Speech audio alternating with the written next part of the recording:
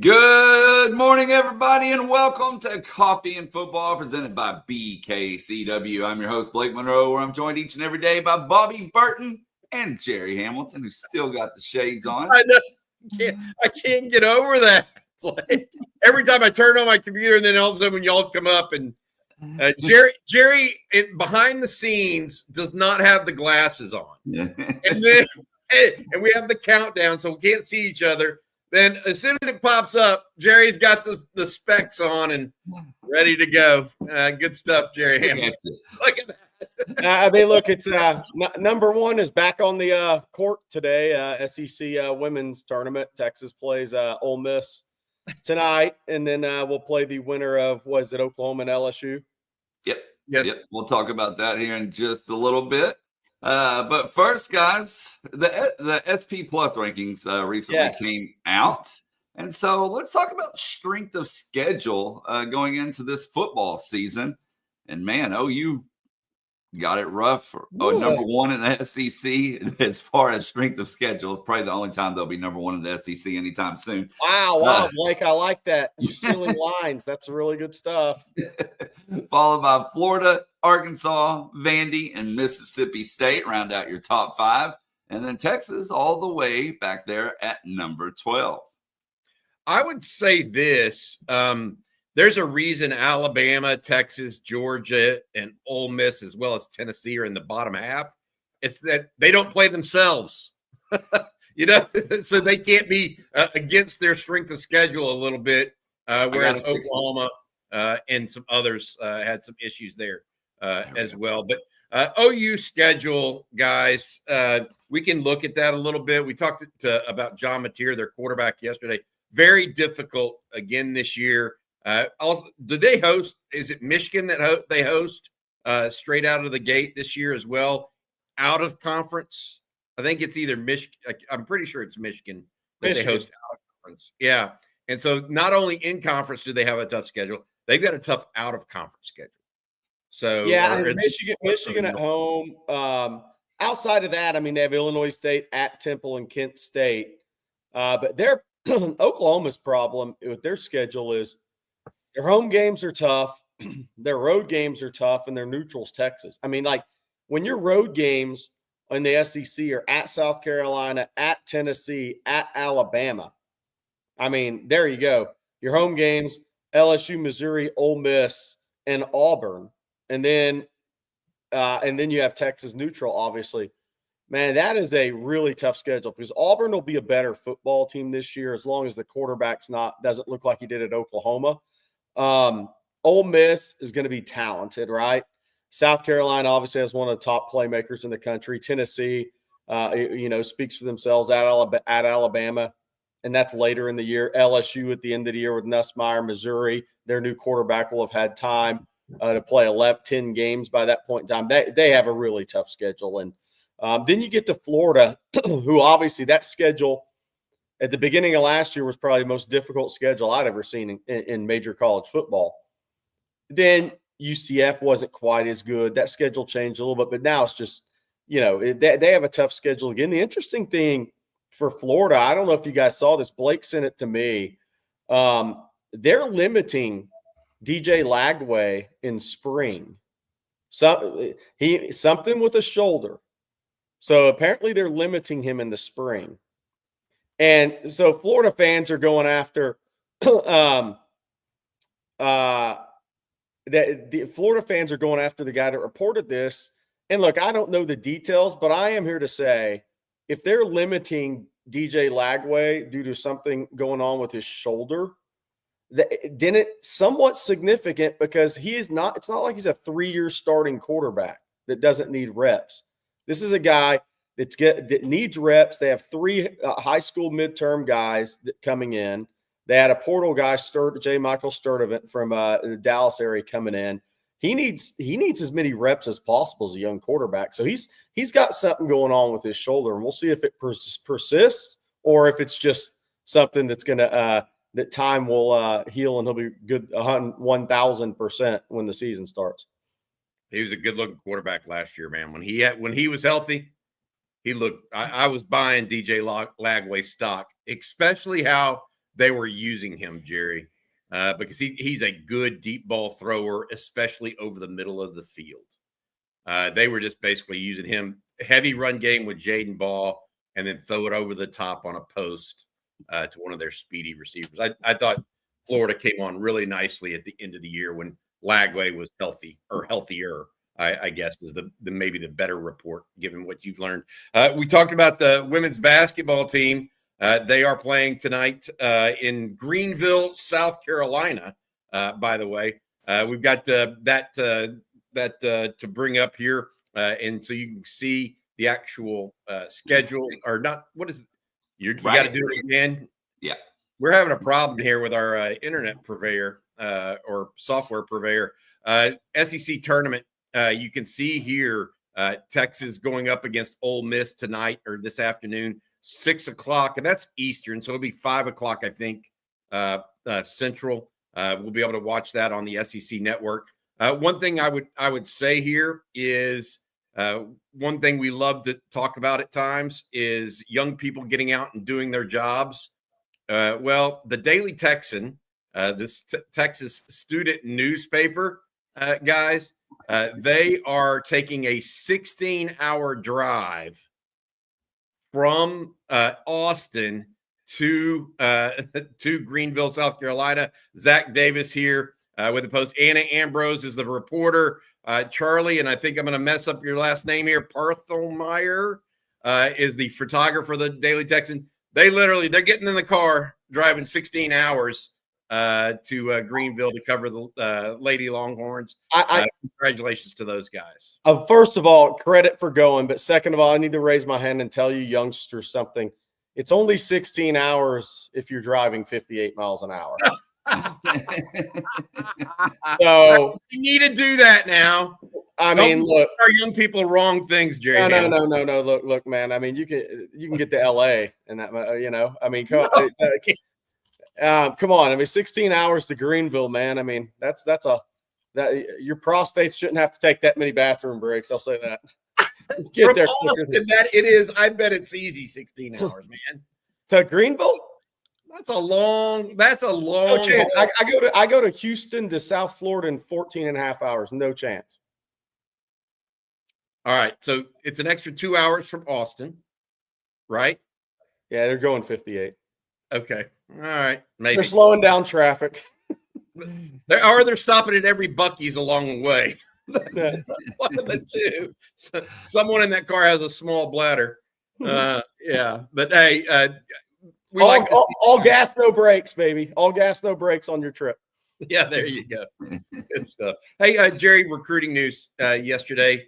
A couple of different people set up official visits. You've got news in that regard. What's going on in recruiting? It looks like, and this is just me, it looks like more and more people are setting up those unofficial visits in the months of March and April, more so than real big spring official visit news as well. Yeah, they should have used Vaughn Lane. That's good. Could have used Vaughn Lane somehow. That would have been better. Got there in style and been able to sleep on the way as opposed to switch off driving overnight. What do you got, Jared? Yeah, well, I think Blake has a map, which we'll put up once, pull it back off, and then put it up again, I think. But I think the official visitor added is Malachi Lee, the offensive lineman I put out this morning from Honolulu, Hawaii. He is coming in June 13th, so that's 10 official visitors on the offensive line coming in June. I think Kenye Pepe, the offensive tackle from IMG, when he gets set up, that'll be 11. I think that's probably going to be the number. But Malachi Lee makes 10 official visitors on the offensive line. There you see up in New Jersey, Luke Waffle was added yesterday to that official visitors list. And again, Blake did a great job with the map here. You see Dylan Berryman, North Louisiana. You see Bradford in South Louisiana. And so what's interesting, it's going to be interesting is D-line guys. I think we're starting to see more guys that are going to end up setting up official visits. So I think our number is at 38 right now, where we're at, maybe 30. I think it's 38 official visitors. I think that number is going to eventually grow I think you will add 4 D-line official visitors to that list. So I think it's gonna. I told you it was going to zip past 41, which was last June. I think it's going to zip past 45, 46 in this cycle because you're going to have Mark Orfe, Dwayne Akina schedule official visits, like Cameron Hamil, the recent corner offer, Havon Finney, the 26 corner out of Sierra Canyon that reclassed from 27. Dwayne Akina, he'll get Aaron Bradford, Donovan Webb, somebody else set up. I spoke with somebody close to Donovan Webb. Texas OV is going to happen. I think they're just kind of working through it. He's got to get down in the spring as well. So the official visitors list continues to build. I expect it to be maybe 46, 48 at the end of the day. And then, yeah, we have a lot of guys, starting to schedule the March and April unofficial visits to Texas, which those big weekends are the 29th for Texas and April 12th. And, depending on when a kid's spring break is or when the kid's spring practice starts, depending on what state they're in, are going to affect those schedules. But that official visitors list is coming along for Texas. And they added Malachi Lee, the offensive lineman from Honolulu. But we added that one this morning. Jerry Hamilton delivering the news. Hey, today's show being brought to you by our friends over at BKCW Insurance. All season long, you've heard us talk about how Longhorn-owned BKCW helps you escape the insurance trap. You know the drill. Renewal time rolls around. You scramble for quotes and end up stuck with a higher price because you didn't plan ahead. BKCW helps you break that cycle with your business. They equip you with a wide variety of tools like safety training programs and a dedicated risk consultant to save you time, make your employees safer, and show how insurance carriers that your business is a good fit for them. Let's face it, when it comes to premiums, many factors are out of your control, but BKCW focuses on what you can control, and that's your risk profile. If you want to learn more about what BKCW can provide you and your business, go to bkcw.com or send an email, info@bkcw.com, to get started and get you and your business the support you deserve. We appreciate your support, BKCW, here at On Texas Football. Okay, well, earlier in the week, we talked about running backs. So today, I thought we could talk about tight ends a little bit, guys. I'm going to put the graphic up there. We already got some questions regarding tight ends, especially about Jordan Washington. But I'm going to let y'all take this away and run it down, and then we'll get to those questions. Well, I mean, look, we are all presupposing that Jordan Washington is likely the starter or a key piece of this, along with Spencer Shannon. Shannon, more of an inline player. You'd like to see him get heavier than the 225, Jerry. I think that's going to be a big piece of it for him. Right now, listed only 225. He's going to be an inline blocker in the SEC. You're going to want him to be at least up to 240, but he doesn't necessarily have the frame that carries all that weight. We'll see what he can do and get an update on his weight. But really the focal point and the one that everybody has circled, for lack of a better term, is Jordan Washington, because in large part of what he did in last year's spring game, he looked absolutely fantastic. He looked the part for a young player. I mean, if you were to put on film and talk about the things that he was supposed to do, right, or that you would want to see out of a young tight end, he did them all. Tough catch, looked the part, looked like he had a body or a frame that he could build on. And then you have the young guys, Nick Townsend, Emery Winston. Those two, I tell you what, if either of them can add a little bit to this room, I understand why Texas didn't go to the portal heavy at tight end.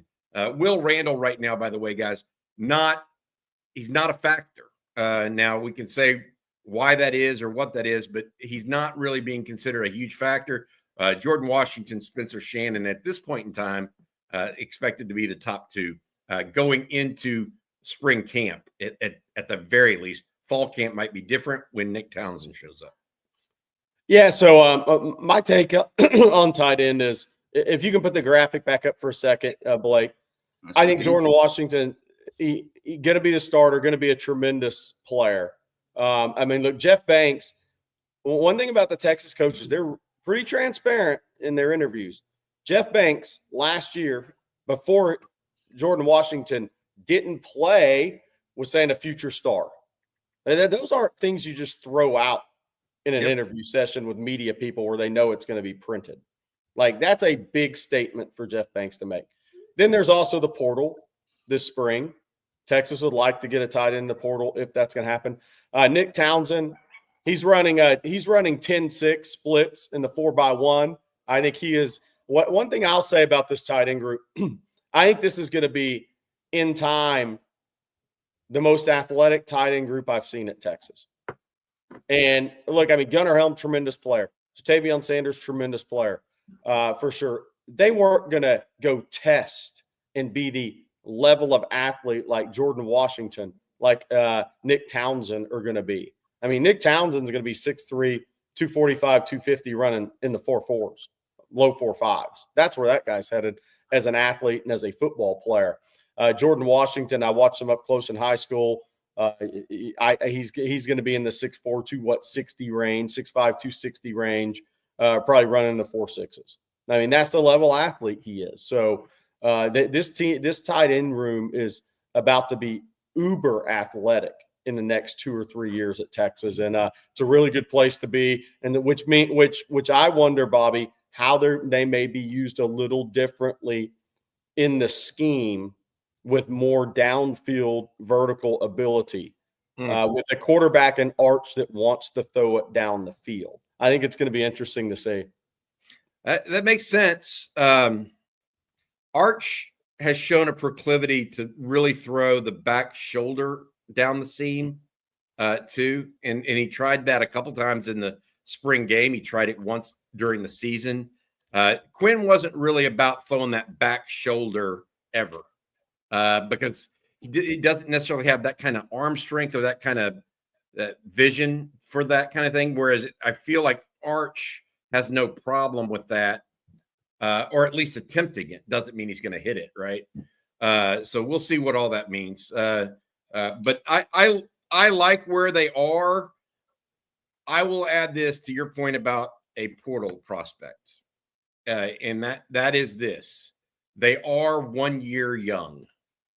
Like, you'd love to see Jordan Washington going into his junior year instead of his redshirt freshman or sophomore year, whatever he exactly is. You'd love to see him 1 more year, Spencer Shannon, 1 more year of putting him in the oven and baking him up, be a little bit bigger. That's why you're talking about, hey, what are they going to do maybe in the portal, Jerry?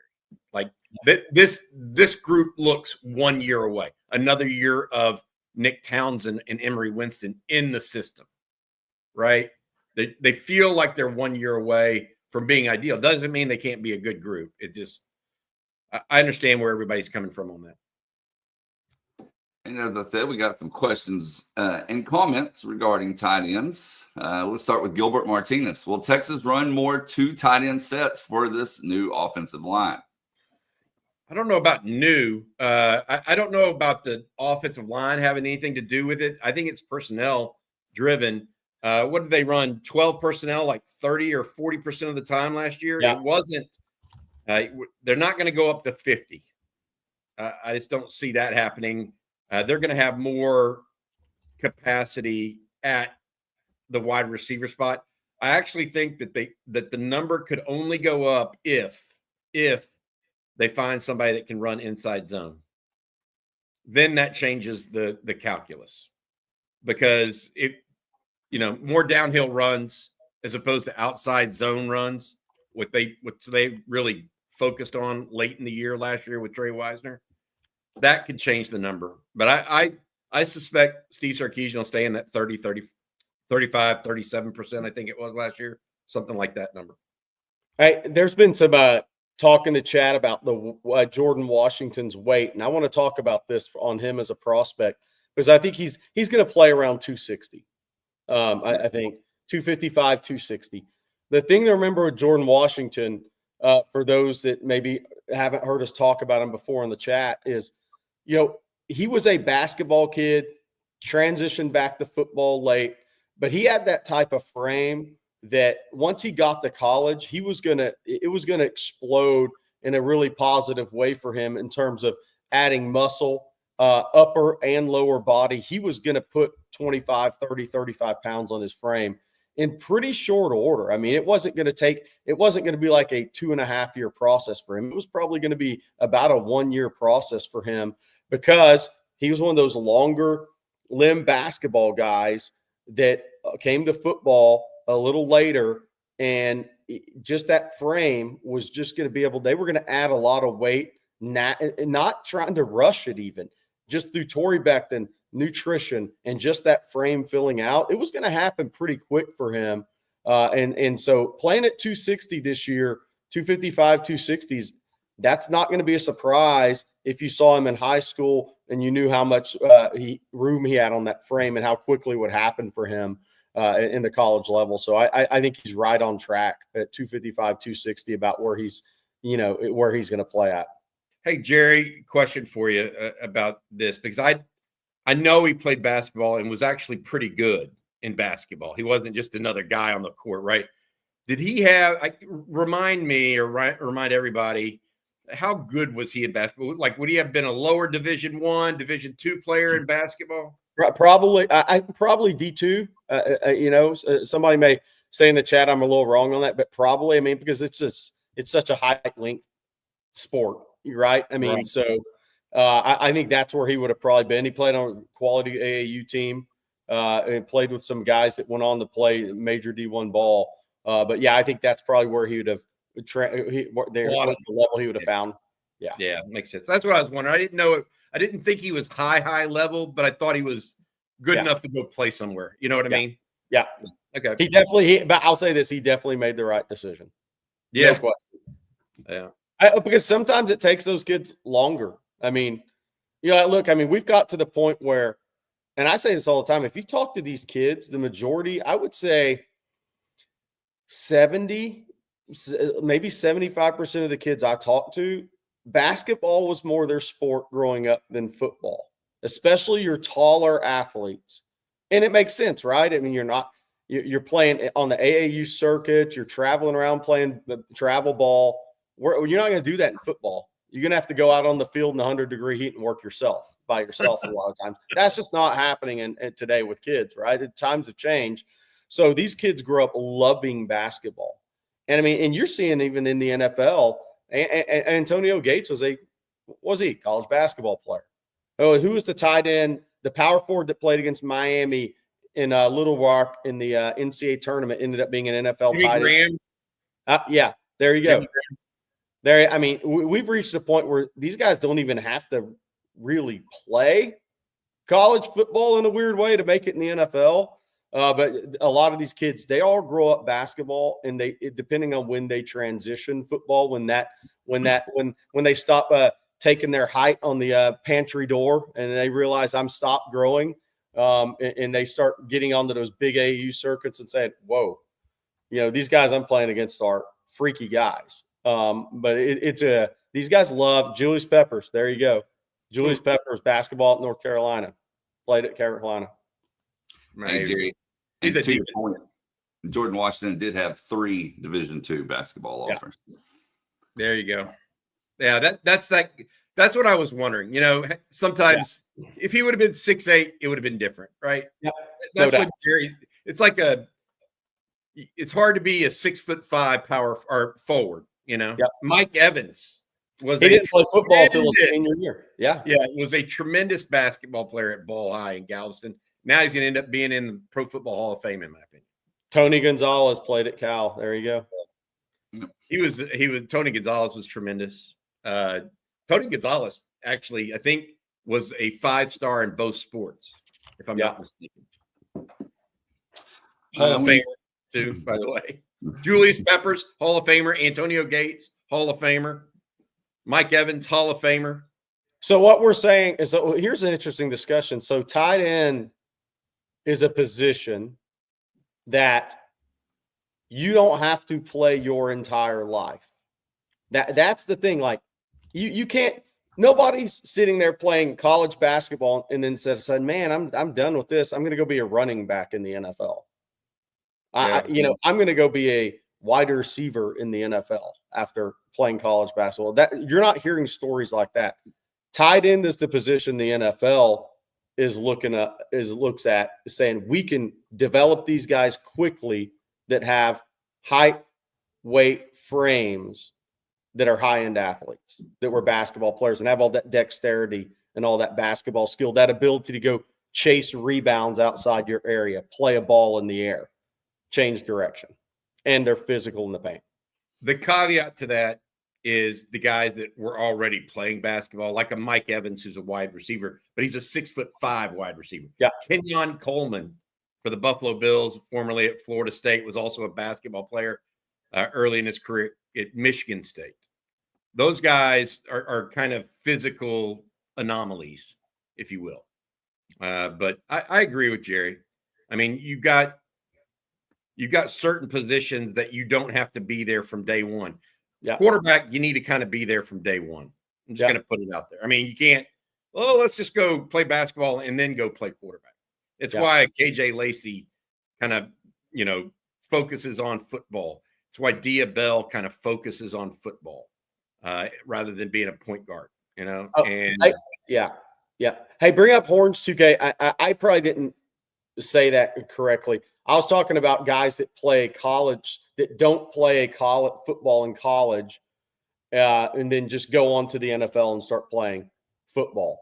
Those are guys that are more like your tight end guys. I mean, you don't really hear about guys that didn't play football in college, that only played basketball in college, then end up, boom, they're on NFL rosters.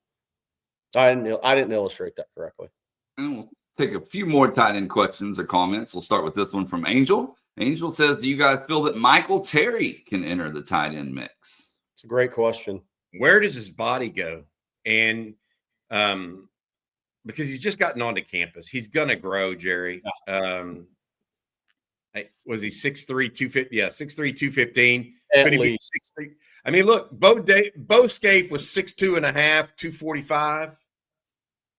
Can Michael Terry get up to 245? The thing that I am most intrigued with Michael Terry, and we go over this every single time we talk about him, is what kind of physicality does he have? If he has big time physicality, he will be perfect as that H-back for Sark. I mean, he would be a new weapon in that role, in my opinion. But he has to have the requisite physicality. You can't be less physical than Juan Davis and play that role, okay?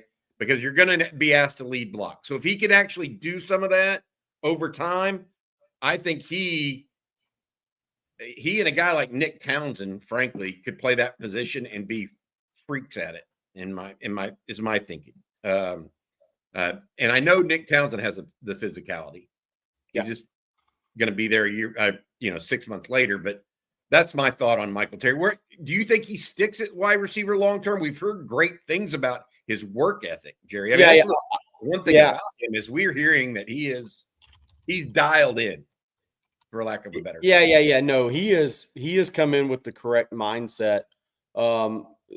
So far is to go that I think Sark recently placed a call to the family and said, your kid's doing really, really well, from what I heard. So, I mean, that was pretty big stuff. I've heard Michael Terry's doing tremendous. Where he ends up playing long term, I think it's going to have to play out. I've always said I think he's going to have a tough time. Their Texas strength and conditioning will have a tough time keeping a kid like that under 230. If you've seen him in person, the long limbs, he was between 212 and 218 most of his last year in high school, in that range. And that's being a multi-sport guy in high school, not having a college strength and conditioning and nutrition program.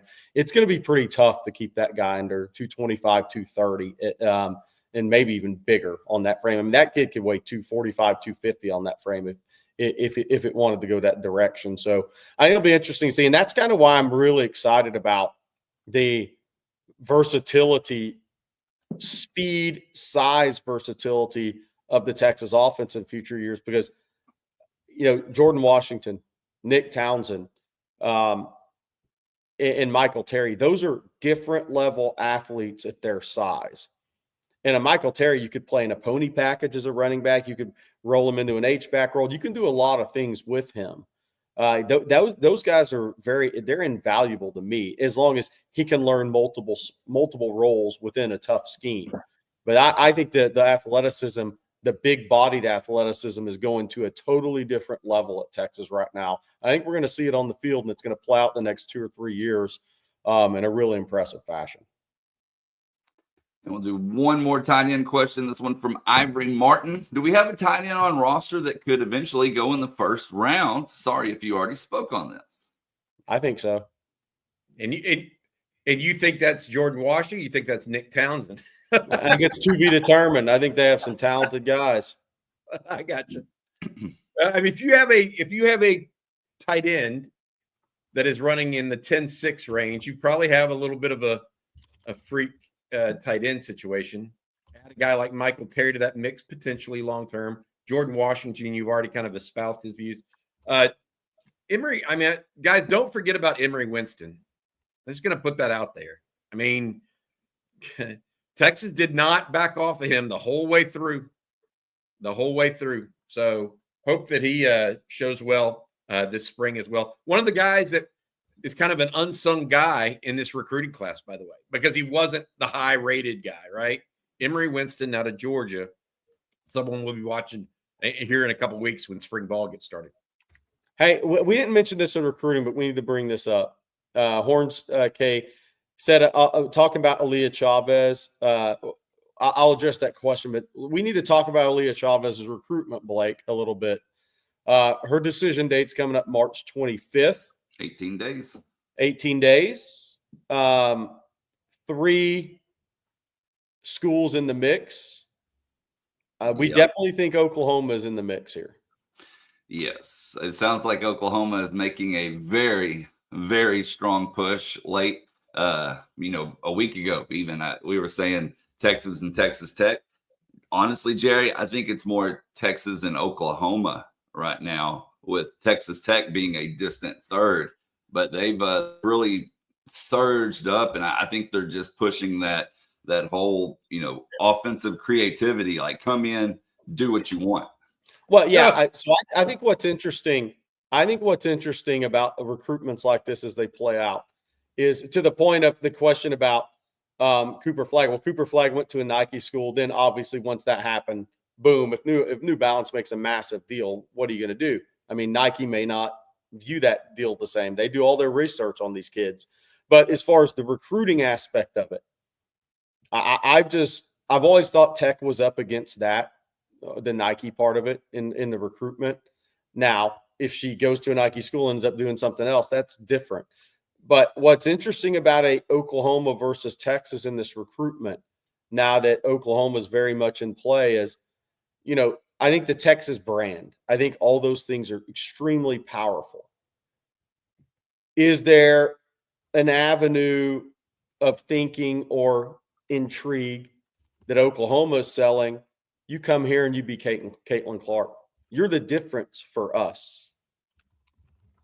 Bobby's rolling his eyes, but I'm just we'll see what happens. Here's what no, you don't need to. I want to say this. I'm rolling my eyes because that's like every recruiter. That's their only in, Jerry, and so they have to say that. Well, with freedom offensively, boom. That's my point. Is that's like if I'm a salesman, how am I going to attack this sale? Yeah, but right? They're not incorrect in the way they're saying it. They're right. But Caitlin Clark's also. Look, I'm not trying to. Oklahoma women's basketball draws less than Oklahoma women's softball.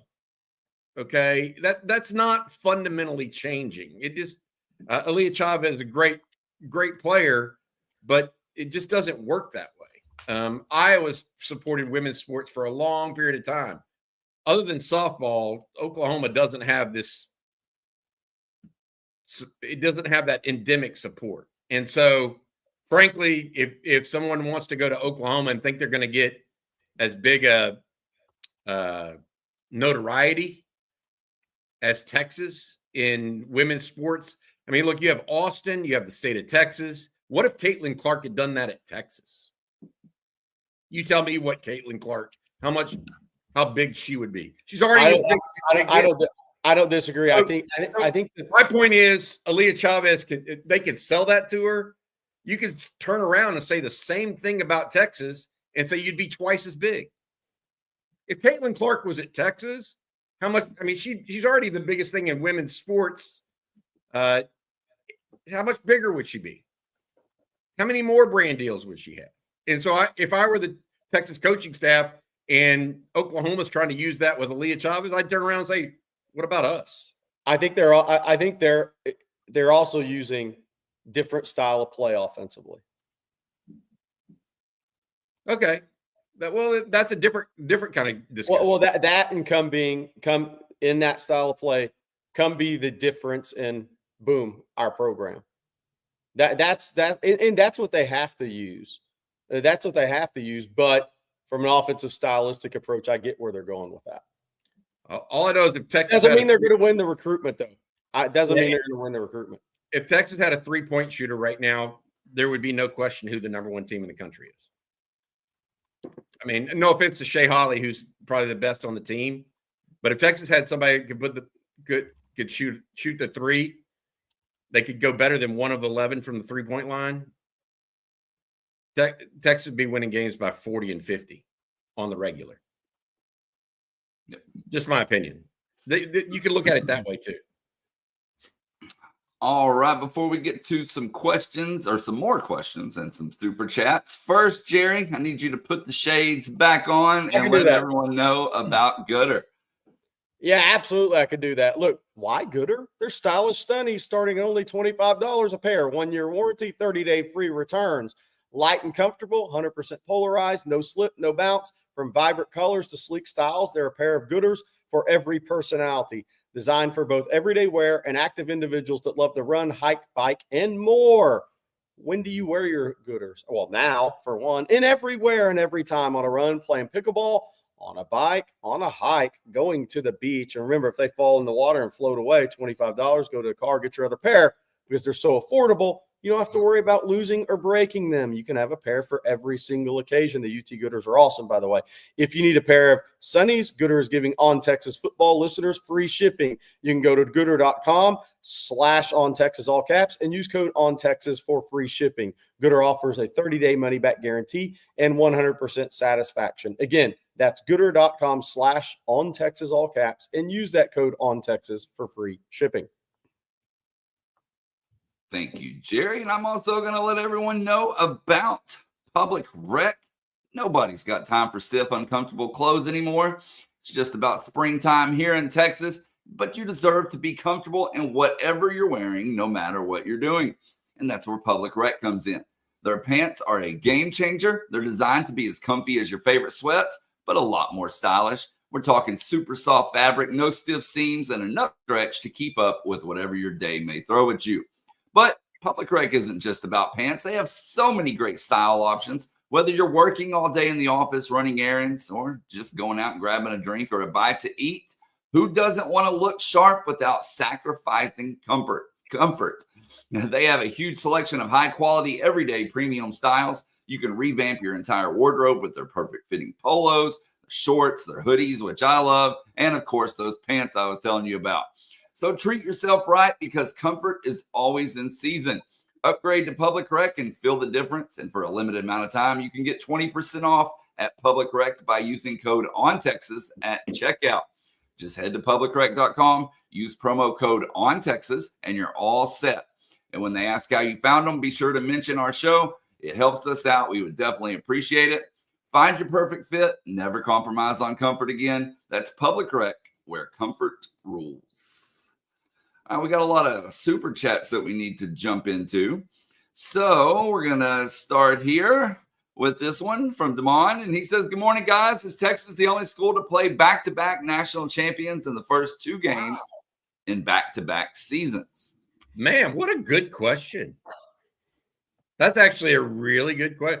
I'm sure some team that's won back-to-back has played the same team the next year. So if, say, Texas would have won back-to-back national champions back in 69 and 70. Maybe they played North Texas the very first game the next year or something like that. I'm not saying that happened, but But I don't know if a team or a program the caliber of Texas has ever done that. Can you imagine that? That's actually a good question, Damon. Really good. I may do some research on that. I don't know of one. Do you, Jerry, offhand? No, I need to look at Clemson, who they played. But they didn't win back-to-back. So whoever they played first game. Yeah, I'd have to do some research. That's a really good question. Alabama always played somebody different. Yeah. You know, they would play that preseason game. I doubt anybody played USC back-to-back the start of season. Right. It's a good question. Weird. I mean, maybe San Jose State or something. You know, yeah, that's what I'm getting at. North Texas or yeah. It's a good question. That's pretty strong.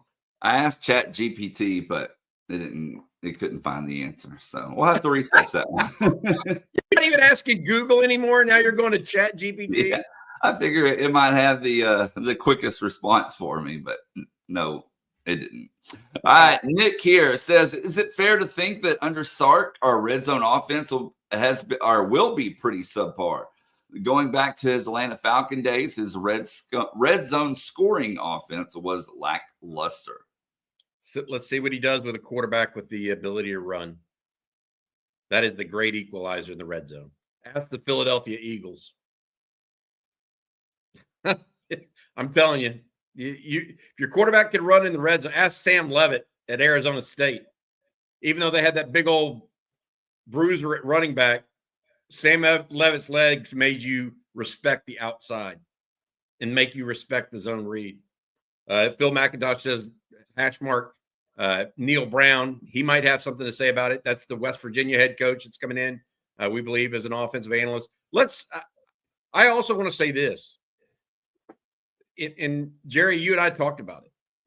Sark was reluctant to call pass plays over the middle in the red zone. Okay? To tight end. I mean, just was reluctant. And I don't know if that's because of the type of passer Quinn was, or if that's just Sark's predilection, you know, and his style. But I bet it's just going to be my guess that he's going to be more willing, because I think that Arch has a little bit more zip on his passes. He does. Quicker footwork, etc. So we'll see how it goes. Got to be able to run the ball inside when you want to, better inside the 10-yard line. And then I think off of that, I think what Sark can do with Arch is, and they ran a little bit of waggle stuff with Quinn, but it's going to be different with Arch because there's going to be the run pass option in it. A true run threat. Yeah, and I think it's going to be more on the perimeter. Yeah, I don't think he's going to be running zone read off tackle. No. Yeah, I agree. The Mannings didn't come to Texas to do that. Yeah. And our next super chat's from Jeff Carey. Thank you, Jeff, as always. He says Texas OU this weekend, an elimination game, Jerry. Oh yeah. And absolutely. And will either coach be back next year? I mean, that's just the reality where we're at. By the way, we didn't say it yesterday. Congrats to Texas alum Jay Lucas on the head coaching job at Miami. Awesome human being. And known him during his recruitment, covered his recruitment. Then when he was at Texas and a little bit after as an assistant coach. Congrats to Jay Lucas on getting the Miami job. That's really big for him. I'm interested to see if he takes Shelton Henderson from Bel Air to Miami with him, who signed with Duke. Something to follow for the recruiting junkies there. Yes, obviously Texas has to win. And then the question becomes, even if they do win, I think Oklahoma was eliminated already unless they go on a run in the SEC tournament. And maybe this is the year it changes. Everything, until it's proven it's going to change. I'm going to say, I'd said Texas at 7-11 all year could get to a play-in game. Get in the tournament in the play-in game, but not a bye. Right? You're going to be in the play-in game at a 7. No team 4 games under 500 in the conference has ever made the NCAA tournament. But this would be the year that it changes because the SEC is so dominant and these conferences are growing in numbers and they're going to continue to grow in numbers, which is going to be interesting for the NCAA basketball tournament. But Texas absolutely has to win. this game to, I think, get to the play-in game. Because I think right now everybody has them first 4 out, whatever. So this a must-win game for the NCAA tournament hopes. I still don't know if this game has anything to do with coaching, but it has everything to do with the ability to get in the tournament, even in a play-in game. But then the question becomes, if you win this game and go bow out in the first round of the SEC tournament, are you back where you were before the Oklahoma game? That's the question, because I need to look at who Arkansas is playing Saturday, but they have identical records. Georgia, identical records.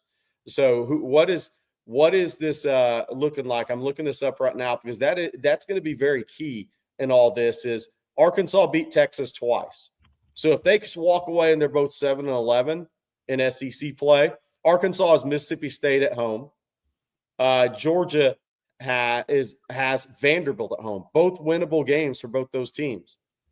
So the question becomes, if all three of those teams end up with the same conference record, if they do, and I think there's a chance that one of those is going to be 8-10, but let's say Arkansas and Texas end up 7-11. Arkansas is going to get the bid. They beat them twice. All right, our next question is from It's 420 Somewhere.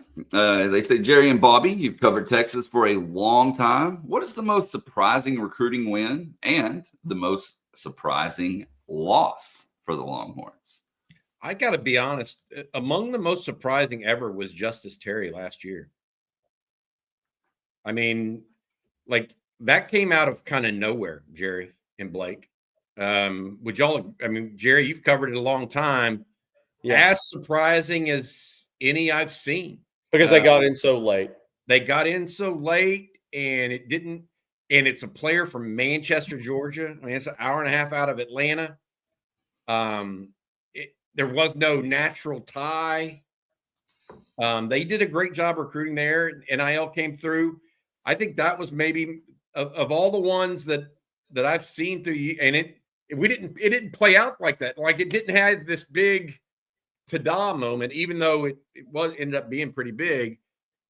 There was no play up to it because we kind of is Texas really in this? We didn't know if Texas was really even in it. Other teams were saying it's definitely Georgia and maybe Auburn and then Texas, right? It wasn't even like, we didn't know for sure that Texas was in the final two until like a day before the whole thing. Right. And so that, for me, that's among the most surprising. I think Arch Manning was surprising to me, not because we were covering the recruitment at the time and we knew Texas was involved, but the win and the certitude that he did it, that was a big shock to me. You have any other big wins? Let me think about losses while you think about wins, Jerry. You know, if somebody brought up Jordan Hicks, Frank has brought him up. He's interesting because he was hurt so much at Texas, it didn't play out like it probably should have. But Jordan Hicks at the time, you know, biggest loss. I mean, some people say Adrian Peterson. Kyler Murray, because of where the Texas program was at, even though, you know, obviously Texas fans don't like Kyler Murray, where the program was at, was that a good or bad thing? Because if he had gone, if there were people in his camp that wanted to go to Texas, that visit didn't happen by chance. That wasn't posturing. That wasn't BS. That wasn't having fun and then going to A&M. There were people in that camp that wanted him at Texas. And had he gone to Texas, how would things have changed? Because he would have led Texas to 9 wins, even with disarray. So that's interesting. That would have changed probably the course a little bit for Texas in the coaching realm. But and then he went to Oklahoma and then got him in the playoffs, obviously. Man, the biggest loss, the biggest losses are almost who you didn't offer in the MAC era. Andrew Luck didn't offer him. Robert Griffin didn't offer the Heisman winner. Johnny Manziel didn't offer a Heisman winner. JT Barrett, national championship quarterback that broke his ankle late, didn't offer. I mean, it's all that list is the who you didn't offer list. Dak Prescott out of Shreveport. They looked at him. I mean, there's a number there. I mean, I would say Andrew Luck ends up being the biggest loss, though. Look, because Adrian Peterson went to Oklahoma, but Texas still won a national championship. If Texas had gone from Vince to Colt to Andrew Luck, holy cow! Yes, Andrew Luck not offering, could still be coaching.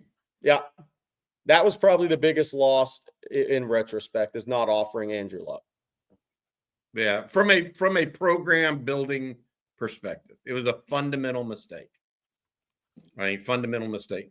I would say this: guys that were disappointing, like last year, clearly it was DeCorian Moore, the wide receiver out of Duncanville, in my opinion. Great player. Adrian Peterson, I knew he wasn't going to Texas for a good 2 months before he announced his decision, so that wasn't a disappointing surprise to me. However, it was very disappointing how that recruitment played out over time, and how he grew up a Texas fan. Yeah. Okay. How that didn't parlay, and look, Texas won a national championship without Adrian Peterson. And so I'm not belaboring that fact. It's just, he was a disappointment. I'm trying to think of some others that were. Martellus Bennett back in the day was a little bit. I heard him tell Mac Brown 2 hours before he was signing that he was going to Texas, and then I also heard him tell Dennis Francione 1 hour before signing he was going to A&M. So I knew he wasn't telling the truth to somebody, So those were kind of back and forth, but we'll see. I don't know. I think Jerry hit the nail on the head with Andrew Luck. And again, that wasn't surprising. It wasn't a surprising shock. It was just, oh my, what a bad decision in hindsight. Yeah. In hindsight's 2020. We all know that. But our next question here comes from Jackson S. Jackson S says, fans rooting for men's basketball to lose is ridiculous. I am just as frustrated as the rest of y'all, but it's not like we get a better draft pick by losing. I agree. 100%. Never root for the Longhorns to lose, dude. If Rodney Terry is not the right guy to be the head coach of the University of Texas, things will sort themselves out. You shouldn't root for Texas to lose to make that happen. And if you are, I don't know what to tell you.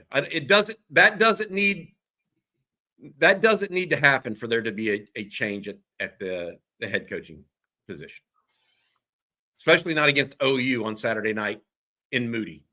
Yeah, as a season ender. There's guys that played a lot of basketball for Texas that you want to see go out the regular season the right way against the number one arch rival. And yesterday, guys, we had a super chat from Loba Bread, and we missed it. But Loba Bread actually wanted y'all to comment on Jahdae Barron.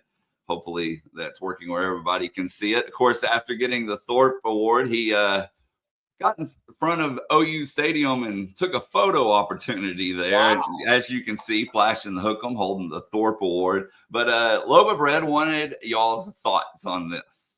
Well, the Thorpe Award is actually given out in Oklahoma City. So he made a little slight detour 30 minutes south to Norman to do that. Probably went and checked out the campus.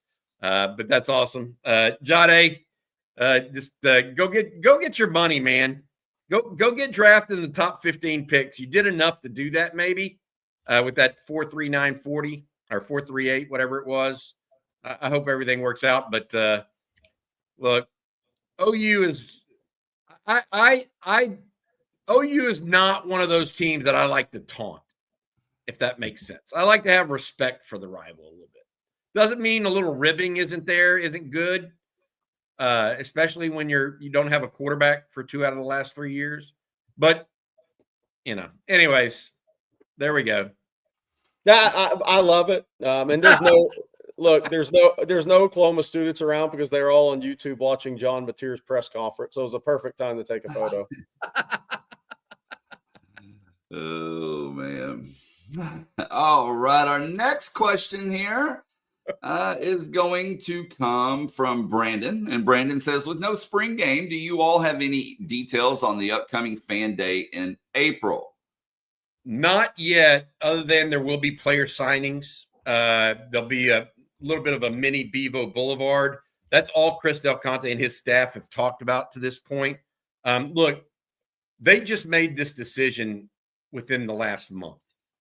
And those days have to be thought out well beforehand. So I'm sure Chris Del Conte and his staff, Drew Martin and those guys, are scrambling to make it valuable for everybody to come. And they want to make it. I mean, look, Chris Del Conte throws a good party. I don't know if anybody went to the SEC introduction to the SEC deal on West Mall that they had last year, but that was terrific.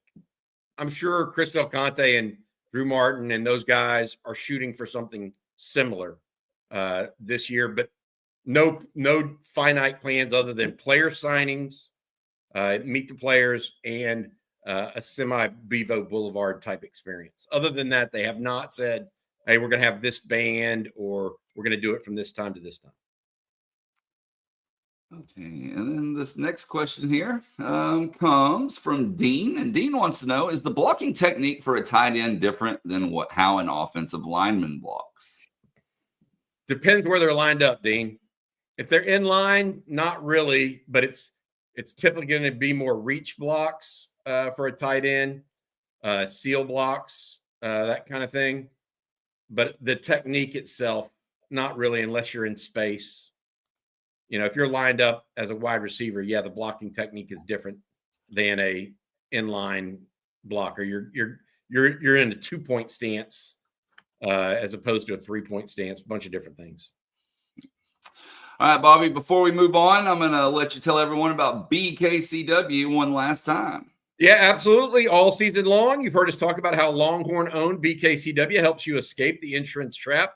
You know the drill. Renewal time rolls around for your business, and you scramble for quotes and end up stuck with a higher price. BKCW helps you break that cycle. They equip you with a wide variety of tools like safety training programs, a dedicated risk consultant, and that saves you time, makes your employees safer, and shows insurance carriers that your business is a good fit for them. BKCW focuses on what you can control, and that's your business's risk profile. If you want to learn more about BKCW and what they can provide to you and your business, go to bkcw.com or send an email, info@bkcw.com, to get started and get the support you deserve. That's info@bkcw.com. So that question about the biggest win and biggest loss got me thinking about something. And I totally missed one that probably irked me from a bad recruiting standpoint, worse than anything in my years in this business. So Jake Matthews, son of Bruce Matthews, went to Elkins. And I used to go over to Elkins because he was really, really, really good at a young age. And I've been over there a few times. And one time I go over there and I'm talking to the head coach. And, I was like, and I was covering Texas at the time before I did national stuff. And I said, well, what is this Texas been by to see Jake? Because they hadn't offered him. I was like, that's weird. This kid's a stud. And like, offensive line coach came by and was watching video and said, he looks a little stiff on video, doesn't he? Bruce Matthews is the video guy for the team. One. But two, then I proceeded to go out to practice, and Jake Matthews is doing the splits in stretch. And so that one was always like, wow, that is just some of the worst, not the evaluation point, the fact that somebody said that in the office to the head coach at Elkins, not knowing that Bruce Matthews and the coach were like really good friends, and Bruce Matthews was the guy that did video for them in his retired years so he could be around his kids. One of the dumbest recruiting things done in my years doing this. But that also, Bobby, that also made me think the question I was going to follow up with was, what class hurt Texas football the most? And it's interesting, that 2010 class where Texas really, everybody talks about Manziel winning the Heisman, but it was that offensive line class in the state that year that really ended up hurting Texas.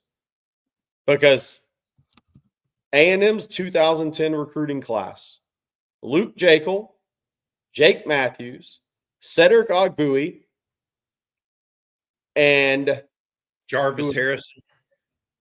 The kid from Navasota was in that group. Jarvis Harrison. They had four NFL guys. They had 3 first-rounders in that recruiting class. A&M did on their offensive line. That really ended up hurting Texas. That 3 offensive linemen were first-rounders in the state, and Texas got zilch out of that group. Zilch. And messed up one recruitment badly. They got Jake Matthews on campus later, and I was told Jake Matthews really probably wanted to go to Texas, but after that, there was no chance that was happening.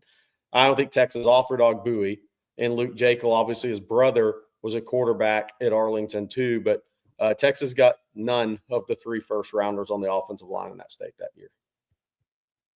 That's a pretty rough way to go in the class, in one singular class. Yeah. And for the, by the way, for the, let's just throw this one out there while we're on it. For the John Turntine's too small, not going to blah, blah, blah. Cedric Ogbuie was 6'4", 265 leaving high school football. So let's not don't paralysis by analysis John Turntine, because I think it's already happening in the recruiting world. I'm here to tell you John Turntine's going to be a great player. All right. Well, we have time for just 1 or 2 more questions here. We'll start with the super chat from Clint. Thank you, Clint Barrows. And he says, what new coach do y'all think will make the biggest impact? And what's, I guess they're talking about Texas assistant coaches. Yeah.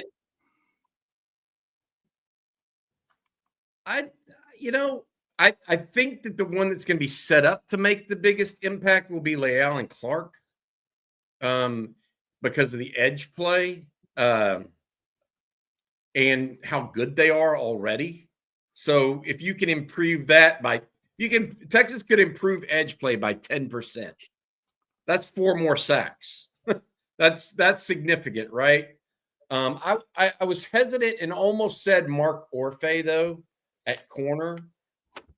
Because I think Texas is going to try, and we've kind of documented this, especially with Rod. Texas long term is going to want to try to play more man coverage, and so that those 2 spots, even though you have guys like Kenoda Hudson coming in and being the nickel coach, or Dwayne Aquina being the safeties coach, I think that those 2 at corner and pass rush are the 2 that are set up for the most success. Obviously, Chad White at running back, we'll see if he gets somebody in the portal. He could be the guy. If he goes out and gets somebody in the portal, maybe he's the guy. We'll see. And our last one for today, guys, comes from King Kunta, and he says, what's the logic of moving Ryan Niblett with that 10.3 speed from running back when we just lost our scat back in blue? I don't think that Ryan Niblett was making much of a dent at that position, is what the reality of it is. If he were, he wouldn't have moved. Yeah. And so, look, I mean, just because 10.3, you can say speed all you want. If it's not an effective speed, if it's not something that really plays out, it's just another stat. It's like saying a guy's 6 foot versus 5'10". And Niblett's not a natural running back either. That was done out of necessity. That's just not who he is. Yeah, he's a wide receiver. Yeah. If you were playing deep offense. Yeah. All right, guys. Well, that's going to do it for today's episode of Coffee and Football presented by BKCW. We want to thank BKCW along with Gooder and Public Rec for sponsoring today's show. Of course, thank you all for tuning in. Great questions, your super chats. Be sure to head on over to ontexasfootball.com. Remember, we can't be live all the time, so head over there. Check out the message board, the great community. If you're not a member, you can become one very easily. Just use promo code OTFOG. You'll get a full year for $49.95. Again, on TexasFootball.com, promo code OTFOG. Lock in that annual subscription for just $49.95 a year. And Bobby, what do you have later today? Right here on Texas Football. We've got the live stream coming up at 1 o'clock. Myself, Jerry, CJ Vogel be there for you guys. We'll be talking a little Longhorn football. Also, we've got a bunch of stuff coming up over the weekend, as well as check out the message board. We've got some good topics going on the message board right now. Come on over and join in and have some fun with us. Bases Loaded is this evening, as James E.E. asked. Blake and CJ will be going over the weekly. Who does the baseball team have this week, Blake? We didn't even talk about that.